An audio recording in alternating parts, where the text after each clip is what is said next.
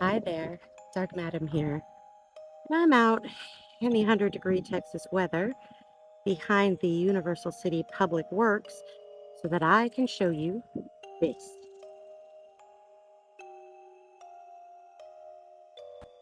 Tucked away in this very quiet little corner on a very small plot of land is the Edens Cemetery. Now, this cemetery is very close to the hustle and bustle of Randolph Air Force Base, but the cemetery itself is quite peaceful. It's a tiny little plot filled with very few graves, but it is a pioneer cemetery, and it's been back here for quite a long time, although I doubt anybody really knows about it unless they're looking for it like me. I wanted to apologize for not making a video in such a long time. I've actually been very busy getting my real estate license, and the 100-degree weather just is not for me. My pale skin just cannot handle it, so I try to stay out of the sun as much as possible. So Bannister Edens and his wife, Mary Walker Edens, moved to Bexar County in 1855. In 1856, Bannister Edens had acquired 350 acres of land near Selma on Cibolo Creek. Now, if you've watched any of my other videos, I've been down to Cibolo Creek before, near the stagecoach line and a whole bunch of other different places. Cibolo Creek was very vital for this area and the early pioneers. The 350 acres that Bannister bought, actually, most of that is now part of Randolph Air Force Base. What used to be farmland is now the base. And back here, the cemetery, really kind of forgotten.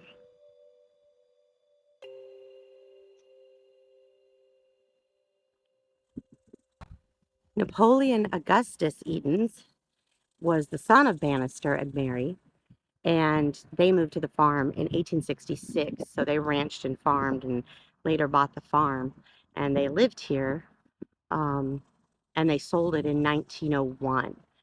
The last known burial here was in 1902, and that was a W.K. Kellum, who was the son-in-law of Napoleon and Mary Faith Edens. When Napoleon and his wife sold the farm in 1901, they actually retained ownership of this. I think they said it's 60 by 60, this little tiny plot. Even though there were no more burials here, I guess the Eden family descendants still take care of it. Very clean, very well maintained. One of the first burials here was Bannister's wife, Mary. Now, there is a stone over there that says Mary Edens. It's very hard to read them. Hers was the first burial. And Napoleon himself isn't buried here, but I think there is a Civil War veteran buried here. This big headstone, this says W.M. Kellum, which was the last burial here.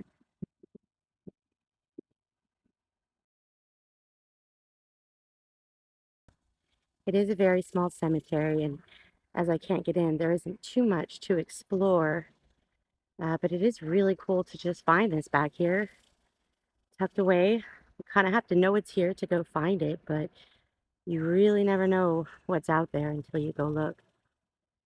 This whole pioneer cemetery.